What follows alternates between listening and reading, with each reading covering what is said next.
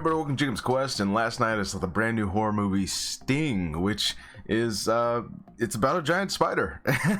It's very much a isolational, like it reminds me of the first Alien, you know, where like you're trapped in these narrow hallways, you're trapped going through these like little air ducts looking for this creature that's just like hiding in the darkness. And that's what the movie is, you know. It is definitely a callback to your classic they used to be called creature features, you know, like giant insects, and that's what this is. So basically this this asteroid falls from the sky, and it is this little tiny egg, and a spider hatches from it. And at first it's a really tiny, just small looking spider, and this little girl manages to capture it inside of her apartment building.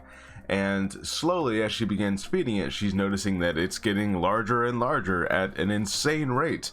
And soon enough, you know, especially due to some some awkward, strange biology student who's just fascinated with this creature, he begins feeding it also, and it gets into this giant monster spider that they have to run away from. And that's basically the movie. They do introduce the family that we're following here. It is, you know, your kind of dysfunctional family. You have a stepfather who's trying to connect and trying to be, you know, the dad, the one who's present. And they have a rocky relationship, but, you know, over the course of being able to, you know, survive this attack from this creature, they all kind of bond together, and it ends on a happy note. So it kind of ends exactly the way you would think it would.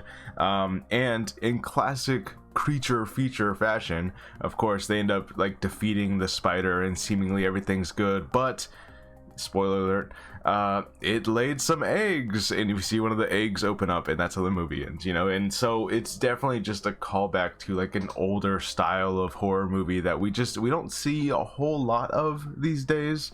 You know, it feels like what is even the last, like oh, here's a giant version of just an animal that we see, and like that's what it is, that's the horror movie. I can't even think of one. It feels like everything in the last couple decades has been ghosts or demons, you know. Like it feels like it's been a minute since we've had just giant bug. You know, I mean, technically I suppose it's an alien, but yeah, just this you know, it was simple, it was fast, it was effective, it does everything you want it to have.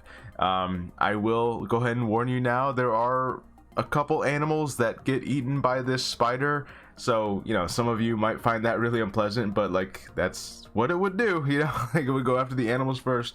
And yeah, there are a couple of decent like gory shots, but it's definitely not like completely you know, an insane splatter fest, except for the spider goo. You know, we do see a decent amount of like this blue spider alien blood, you know, so it's just kind of just a classic like gross out creature feature thing, and I really enjoyed this one. You know, I think it's definitely, you know, it is, if you're looking for something that's simple, for something that you can just sit down and have just a fun time with and go like, ah, there's a spider, especially if you know someone who like you know, they see a spider and they freak out.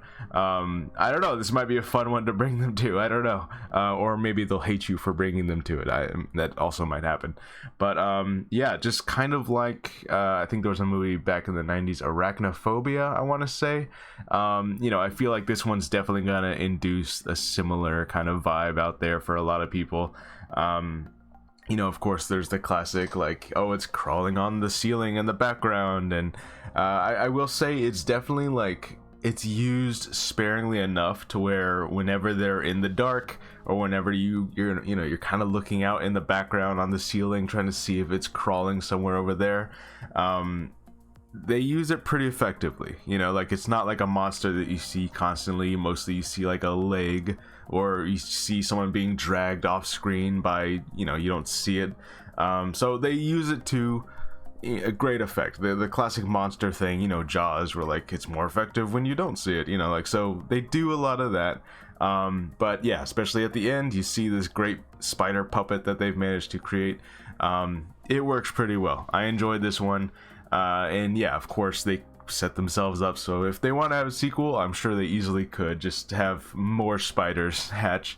But yeah, I think having this situated within like the same 3 or 4 apartment rooms inside this building. It's all snowed in, so they can't go anywhere, they can't call for help, you know. I think that just all really worked, you know. It was a very simple premise, and yeah, I enjoyed it.